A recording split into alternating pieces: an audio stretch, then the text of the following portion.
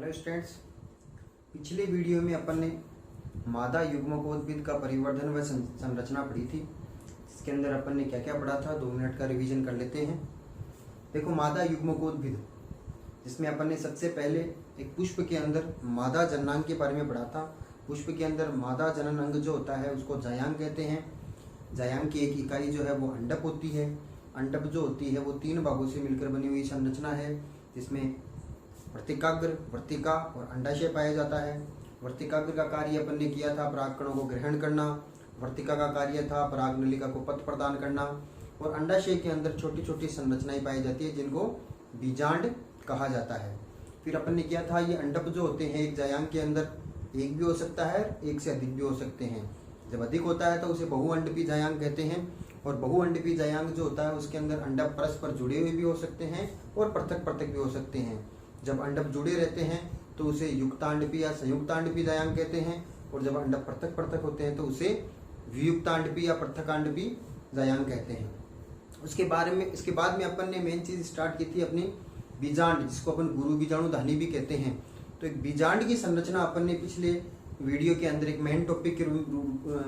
मुख्य टॉपिक के रूप में की थी। बीजांड की संरचना एक प्रारूपिक बीजांड जो अधिकतर आवर्तबीजी पादपों में पाया जाता है, लगभग 82% आवर्तबीजी पादपों के कुलों में प्रारूपिक बीजांड जो होता है वो प्रतीप बीजांड पाया जाता है। पिछले वीडियो में मैंने आपको बताया था इसे प्रतीप बीजांड कहते हैं, और ये भी बताया था कि अगले वीडियो में जब अपन बीजांड के प्रकार पढ़ेंगे वहां पर फिर से ये आएगा। तो अपन ने पिछले वीडियो में जो बीजांड पढ़ा था वास्तव में वो एक प्रतीप बीजांड था। प्रतीप का मतलब उल्टा होता है। वो प्रतीप बीजांड अधिकतर पादपों में पाया जाता है, इसलिए इसको एक प्रारूपिक बीजांड की संरचना कहा था।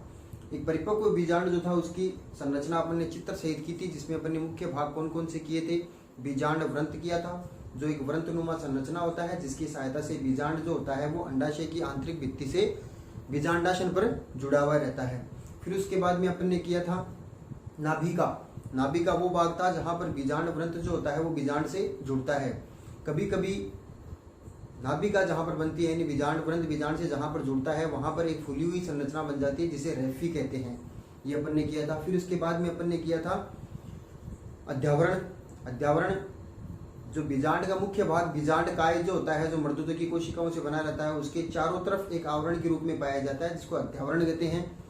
अध्यावरण मुख्यतः बीजांड के अंदर 2 अध्यावरण पाए जाते हैं, एक तो बाह्य अध्यावरण, एक आंतरिक अध्यावरण, जो चारों तरफ से बीजांड को घेरता है।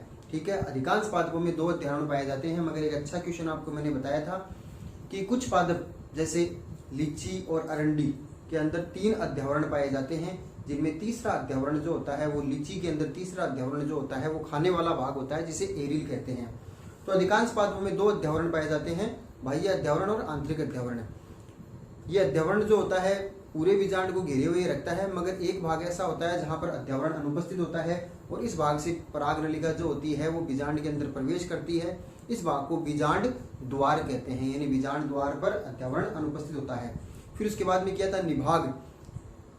बीजांड द्वार के जस्ट विपरीत सिरा जो होता है वो बीजांड का निभाग वाला भाग कहलाता है। फिर उसके बाद में किया था बीजांड काय। 5वीं संरचना जो थी वो थी बीजांड काय। बीजांड काय बीजांड का मुख्य भाग है जो मृदुतकी व द्विगुणित कोशिकाओं से बना होता है। फिर उसके बाद में अपन ने लास्ट भाग किया था बीजांड का भ्रूणकोश, जिसको मादा युग्मकोद्भिद भी कहते हैं। बीजांड काय के ऊतकों में धसी हुई संरचना जो बीजांड द्वार की तरफ स्थित होती है, जो 7 कोशिकीय और 8 केंद्रकीय संरचना होती है, जिसमें 3 प्रतिमुखी कोशिकाएं, 3 अंड समुच्चय वाली कोशिकाएं और बीच के अंदर 1 केंद्रीय कोशिका पाई जाती है।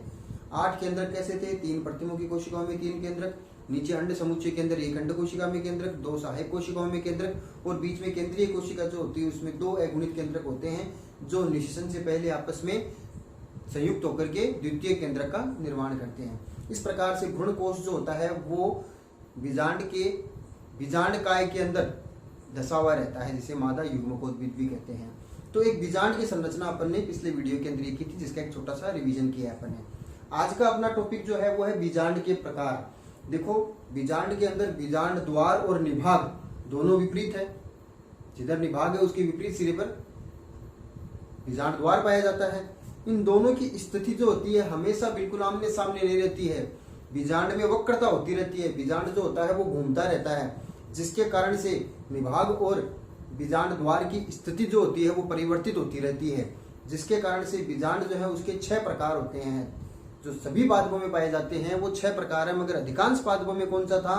बीजांड, प्रतीप बीजांड, जो पहले अपन ने पिछले वीडियो में अपन ने चित्र बना करके किया था। अगर क्वेश्चन ऐसे आ जाता है कि बीजांड की संरचना का सचित्र वर्णन कीजिए, तो इन 6 प्रकार में से आपको कौन सा प्रकार करना है? प्रतीप बीजांड वाला, जो पिछले वीडियो में बताया था मैंने आपको।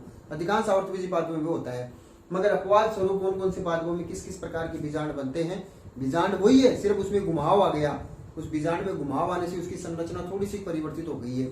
इस वीडियो के अंदर जो जो आपको बीजांड के प्रकार बता रहा हूँ, उसमें मुख्य चीज आपको ध्यान में रखनी है, वो है एग्जाम्पल, यानी किस प्रकार का बीजांड कौन से प्रकार के पादपों में या कौन से कुल के अंदर पाया जाता है। तो अपन देखते हैं आज का टॉपिक अपना बीजांड के प्रकार। किस आधार पर प्रकार किया गया है? निभाग और बीजांड द्वार की स्थिति के आधार पर 6 प्रकार है।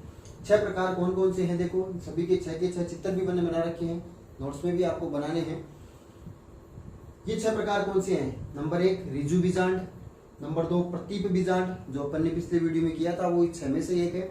नंबर 3 वक्र बीजांड, नंबर 4 अनुप्रस्थ बीजांड, नंबर 5 अर्ध प्रतीप बीजांड, और नंबर 6 जो है वो है कुंडलित बीजांड। ये 6 प्रकार के बीजांड है। इसमें सबसे पहला प्रकार जो है बीजांड का, वो है रिजु बीजांड। देखो, रिजु बीजांड जो होता है, रिजु का मतलब क्या होता है? सीधा। जब कोई चीज एक सिद्ध में आ जाती है, सब चीजें, तो उसे रिजु कहा जाता है। रिजु का मतलब सीधा होना होता है। अब एक सिद्ध में क्या क्या चीजें आ गई है, ये आपको ध्यान में रखना है। देखो, रिजु बीजांड में क्या होता है कि रिजु बीजांड जो है उसके अंदर ये जो वाला चित्र है नंबर 1 रिजु बीजांड का, इसमें देखो ये बीजांड द्वार है, बीजांड द्वार के जस्ट विपरीत सिरा निभाग, और यहाँ पर आ गया बीजांड वृत्त। अब आप देख रहे होंगे कि प्रति बीजांड में अपन ने बीजांड वृत्त यहाँ पर बनाया था, बीजांड वृत्त के समकोण के ऊपर बीजांड द्वार था, ये बीजांड वृत्त, इसके समकोण पर बीजांड द्वार, और इसके जस्ट विपरीत निभाग था। मगर इसमें संरचना चेंज हो गई है। इसमें क्या होता है? रिजु बीजांड में क्या होता है कि बीजांड द्वार, निभाग और बीजांड वृत्त तीनों के तीनों जो थे, ये निभाग हो गया, आगे चल करके ये बीजांड वृत्त बन जाएगा। तो निभाग, बीजांड द्वार और बीजांड वृत्त जो होते हैं, तीनों की तीनों एक सिद्ध में आ गई, एक लाइन में आ गई। ये अंदर घूर्ण कोश है इसका, ठीक है। एक सिद्ध में तीनों आ जाने पर इसे रिजु बीजांड कहा गया है। तो देखो, रिजु बीजांड में क्या क्या होता है? बीजांड द्वार, निभाग और बीजांड वृत्त तीनों एक सिद्ध में आ जाते हैं।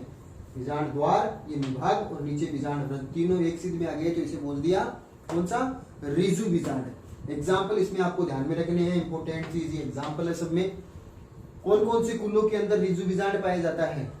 तो पोलीगोनेसी, पायरेसी और अधिकांश जिम्नोस्पर्म पादपों में। अधिकांश जिम्नोस्पर्म पादप मतलब अनावर्त बीजी जो पादप होते हैं ना, अधिकांश अनावर्त बीजी पादपों में रिजु बीजांड है, मगर अधिकांश आवर्त बीजी पादपों में प्रतीप बीजांड है। ध्यान में रखना, अधिकांश अनावर्त बीजी पादपों में। इसके अलावा 2 कुल और हैं, पोलीगोनेसी और पायरेसी। पोलीगोनेसी, पायरेसी और अधिकांश जिम्नोस्पर्म पादपों के अंदर रिजु बीजांड पाया जाता है। क्लियर? नंबर 2 करते हैं अपन प्रतीप बीजांड। इसके बारे में तो ज्यादा डिटेल आपको बताने की जरूरत ही नहीं, क्योंकि इसको तो अपन ने पहले से ही डिटेल में कर रखा है। प्रतीप बीजांड, प्रतीप बीजांड में क्या हुआ है? देखो, पहली बात तो एग्जाम्पल, लगभग 82% आवर्त बीजी कुलों में, आवर्त बीजी जो पादप है उनमें कुल बनाए गए हैं, तो आवर्त बीजी पादपों के 82% फैमिली जो होती है उन सब के अंदर प्रतीप बीजांड पाया जाता है। प्रतीप बीजांड में हुआ क्या है कि ये बीजांड वृत्त जो है ना, ये बीजांड वृत्त के अंदर पार्श्विक वृद्धि हुई। पार्श्विक वृद्धि यानी बीजांड वृत्त थोड़ा सा वृद्धि कर गया, साइड में वृद्धि हुई। साइड में वृद्धि होने से ये 180 डिग्री पर घूम करके नीचे आ गया। अब देखो, आप सोच रहे हैं 180 डिग्री घूम के नीचे कैसे आया, ये चित्र कैसे बना? अब इस चित्र को मैं घुमा करके उल्टा कर दूं तो ये वाला सिरा ऊपर चला जाएगा। यहाँ पर बीजांड वृत्त था, ये बीजांड वृत्त 180 डिग्री में घुमा, मतलब यहाँ से घुमा तो नीचे लटक गया। यही तो काम हुआ है इसके अंदर। आप इसको ऐसे उल्टा कर दो तो सेम ये चीज हो जाएगी, मगर बीजांड वृत्त थोड़ा लंबा हो गया है। वृत्त जो था ना, वो पहले ऐसी स्थिति थी इसकी, ऊपर की तरफ बीजांड वृत्त था। अब ये बीजांड वृत्त में पार्श्विक वृद्धि हुई तो ये 180 डिग्री पे घूम करके ऐसे नीचे आ गया है। बस इतना सा ही हुआ है। रिजु बीजांड जो था ना, उस रिजु बीजांड के अंदर पाया जाने वाला बीजांड वृत्त जो है, उसके अंदर पार्श्विक वृद्धि होने से ये बीजांड वृत्त जो है 180 डिग्री पर घूम करके उल्टा हो गया, नीचे लटक गया तो ये उल्टा हो गया है। ऐसे बीजांड को प्रतीप बीजांड कहा जाता है। और ये आवर्त बीजी पादपों के लगभग 82% कुलों के अंदर इस प्रकार का बीजांड पाया जाता है। तो इसमें क्या स्थिति हो गई है, बीजांड व्रंत जो है उस बीजांड व्रंत बीजांड द्वार के समकोण पर आ गया है, मगर बीजांड द्वार और निभाग दोनों एक ही स्थिति में है अभी तक। समझ में आई बात। तो ये वाला चित्र डिटेल के अंदर बनाया हुआ है पिछले वीडियो में, यही प्रतीक बीजांड है। अब अगला देखो, तीसरा कौन सा है, तीसरा बीजांड जो है उसका नाम है वक्र बीजांड। वक्र बीजांड जो है उसके एग्जाम्पल कौन से हो गए वक्र बीजांड में, क्रूसीफेरी और लेग्यूमिनेसी। क्रूसीफेरी और लेग्यूमिनेसी कुल के पादपों में वक्र बीजांड पाया जाता है। अब वक्र बीजांड जो है उसका चित्र देख सकते हो आप, ये वाला वक्र बीजांड। वक्र बीजांड में क्या हुआ है कि इस बीजांड के अंदर वक्रता आ गई है। वक्रता का मतलब अंदर से घूम गया है, ये अंदर वाली साइड से घूम गया है, जिससे क्या हो गया इसमें निभाग बीजांड व्रंत के समकोण पर आ गया। निभाग जो है वो बीजांड व्रंत के समकोण पर आ गया है तथा भ्रूण कोश व बीजांड काय घोड़े की नाल की आकृति के हो गए हैं। इंपॉर्टेंट चीज है ये, ध्यान रखना। घोड़े की नाल की आकृति का बीजांड काय व भ्रूण कोश जो है वो वक्र बीजांड में पाया जाता है। अब ये चीज चित्र में देखो, इसमें क्या हुआ, इसमें हुआ क्या, वक्रता आ गई है बीजांड में। तो ये जो निभाग जो है, देखो निभाग ये बीजांड द्वार है, ये वाला बीजांड द्वार है, मगर बीजांड द्वार के जस्ट अपोजिट निभाग पाया जाता है। तो निभाग आप सोच रहे हैं कि ये है ऊपर वाला जस्ट शिरा, मगर इसमें वक्रता आ गई है, बीजांड में वक्रता आ गई। तो बीजांड अंदर से घूम गया तो क्या हुआ, बीजांड द्वार पर तो कोई फर्क नहीं पड़ा, वक्रता यहाँ से, तो ये निभाग जो यहाँ था ना वो यहाँ पर आ गया है। बात समझ रही हो आप, बीजांड द्वार तो यही है, मगर वक्रता के कारण निभाग जो होता है वो यहाँ पर आ गया है। तो वक्रता हो गई ना, इसलिए वक्र बीजांड बोला है। बीजांड द्वार सॉरी, जब वक्रता आई है तो पूरा का पूरा बीजांड काय भी घुमा है अंदर से और भ्रूण कोश भी घुमा है अंदर से, जो ऐसे देना वो ऐसे घूम गया। घूमने से हुआ क्या, निभाग जो है ये निभाग है और ये बीजांड व्रंत है, ये निभाग ये बीजांड व्रंत बन गया समकोण। यही तो चीज कर रहे हैं, निभाग बीजांड व्रंत के समकोण पर, निभाग जो है वो बीजांड व्रंत के समकोण पर आ गया है तथा भ्रूण कोश व बीजांड काय की आकृति घोड़े की नाल की आकृति आ गई है। घोड़े की जो नाल होती है ना वैसी आकृति में, तो ये पूरा पूरा ये बीजांड काय है, अंदर ये भ्रूण कोश है, दोनों की आकृति कैसी हो गई है, घोड़े की नाल की आकृति हुई है। ध्यान रखना इंपॉर्टेंट है। यहाँ पर थोड़ा सा एक कंट्रोवर्सी मिलती है अपनी किताब के अंदर। जो पहले पुरानी आरबीसी बोर्ड की किताब चलती थी, इसके अलावा अपनी जो कोचिंगों की सीट्स वगैरह चलती है, और भी रेफरेंस बुक जो पहले कॉलेज में भी चलती थी, उनके अंदर घोड़े की नाल की आकृति का भ्रूण कोश और बीजांड काय जो है वो इस अगले एग्जाम्पल वाला दे रखा है, अनुप्रस्थ बीजांड जो है ना उसके अंदर बता रखा है। और एक्चुअल के अंदर सही भी यही होता है, मगर अपन को अपनी किताब के अनुसार चलना है। अपनी बुक के अंदर, आरबीएससी की बुक के अंदर घोड़े की नाल की आकृति का भ्रूण कोश और बीजांड काय किस प्रकार के बीजांड में दे रखा है, वक्र बीजांड में, वक्र बीजांड के अंदर पाया जाता है। मगर पहले वाली बुक्स के अंदर और भी कई रेफरेंस बुक जो है उनके अंदर अनुप्रस्थ बीजांड के अंदर ये वाली लाइन दे रखी है कि बीजांड काय और भ्रूण कोश की आकृति घोड़े की नाल की आकृति की पाई जाती है। तो कंफ्यूजन मत रखना आप, आपको अभी अपनी किताब के अनुसार चलना है कि घोड़े की नाल की आकृति का भ्रूण कोश और बीजांड काय किस प्रकार के बीजांड में पाया जाता है, वक्र बीजांड में पाया जाता है। बात क्लियर होगी। जिसमें हो क्या रहा है, जिसमें निभाग जो है वो बीजांड व्रंत के समकोण पर आ रहा है। क्यों हो रहा है ये, क्योंकि बीजांड के अंदर वक्रता आ गई है, कर्व हो गया है, जिससे पूरा का पूरा बीजांड काय भी अंदर से घुमा है, भ्रूण कोश भी घुमा है। फलस्वरूप बीजांड द्वार तो ये है, मगर बीजांड द्वार के समीप आ गया निभाग। पहले तो था दूर यहाँ पर, मगर वक्रता आने से निभाग और ज्यादा समीप आ गया बीजांड द्वार के, और समीप आने से ये इधर हो गया, बीजांड व्रंत नीचे है ही, तो समकोण के ऊपर आ गया। क्लियर। अब उसके बाद में अगला प्रकार करते हैं, इसमें एग्जाम्पल आपको ध्यान रखना, क्रूसीफेरी और लेग्यूमिनेसी कुल के पादपों में वक्र बीजांड पाया जाता है। अगला चौथा प्रकार देखते हैं बीजांड का, तो वो है अनुप्रस्थ बीजांड। अनुप्रस्थ बीजांड जो है उसमें आपको उदाहरण ध्यान में रखने हैं, एलिसमेसी कुल के पादप और ब्यूटामेसी कुल के पादप। दो कुल है, एलिसमेसी और ब्यूटामेसी कुल के पादपों में अनुप्रस्थ बीजांड पाया जाता है। अब इसमें क्या हो रहा है, देखो इसमें क्या हो रहा है, बीजांड काय, बीजांड द्वार तथा निभाग तीनों के तीनों बीजांड व्रंत के समकोण पर आ गए हैं। बीजांड काय, बीजांड द्वार और निभाग तीनों चीजें बीजांड व्रंत के समकोण पर आ गई। अब क्यों हुआ ऐसा, चित्र के अंदर देखो, ये अनुप्रस्थ बीजांड है। अनुप्रस्थ बीजांड में क्या हुआ, वक्र बीजांड में जो वक्रता शुरू हुई थी ना, वो वक्रता आगे चल करके और ज्यादा बढ़ गई है। यानी वक्रता आगे चल करके और बढ़ गई, यानी घुमाव अंदर से और हो गया है। तो घुमाव जितना ज्यादा होगा वैसे ही ये ऐसे इस तरह से लंबा होता जाएगा, तो एक अनुप्रस्थ रूप से बन जाएगा ये। यानी इसमें क्या हुआ, घुमाव और ज्यादा हो गए हैं। घुमाव और ज्यादा हो जाने से इसमें क्या क्या हुआ है, देखो पहले जो निभाग जो था वो यहाँ पर था, वो घूम करके निभाग आ गया है यहाँ पर। बीजांड वृंत है वो यहाँ पर ही है। तो देखो इसमें क्या हो रहा है, बीजांड काय, बीजांड द्वार तथा निभाग, ये तो रहा बीजांड काय। बीजांड काय एकदम यहाँ पर नहीं आकर के यहाँ पर रहता है, किसके पास में, गुणकोश के पास में, तो यहाँ पर बीजांड काय। इसके बाद में बीजांड द्वार, ये बीजांड द्वार रहा यहाँ पर। उसके बाद में निभाग, ये निभाग रहा, यहाँ पर घूम करके निभाग आ गया है। तो ये तीनों की तीनों किसके समकोण पर आ गए हैं, बीजांड वृंत के। ये बीजांड वृंत जो होता है ये बिल्कुल ऐसे नीचे रहता है। तो ये समकोण पर, ये समकोण पर, ये समकोण पर, तीन चीजें समकोण पर आ गई। इसके कौन कौन सी, बीजांड काय, बीजांड द्वार और निभाग, तीनों की तीनों चीजें बीजांड वृंत के समकोण पर आ गई है। क्यों हुआ ऐसा, वक्रता और अधिक होने से। वक्र बीजांड जो था उसमें और ज्यादा वक्रता कर दें, तो बीजांड काय, बीजांड वृंत और बीजांड काय, निभाग और बीजांड द्वार, तीनों के तीनों जब बीजांड वृंत के समकोण पर आ जाते हैं तो ऐसा बीजांड कहलाता है अनुप्रस्थ बीजांड। जो कौन से कुल के पादपों में पाया जाता है, ये पाया जाता है एरिस्मेसी और ग्लूटामेसी कुल के पादपों में। क्लियर। अगला पांचवा प्रकार का बीजांड करते हैं अर्ध प्रतीप बीजांड। देखो प्रतीप बीजांड पढ़ा था अपन ने, अब पढ़ते हैं अर्ध प्रतीप बीजांड। अर्ध प्रतीप बीजांड जो है वो कौन से कुल के पादपों में पाया जाता है, रेननकुलेसी और प्रिमुलेसी। उदाहरण है रेननकुलेसी और प्रिमुलेसी कुल के पादपों में अर्ध प्रतीप बीजांड पाया जाता है।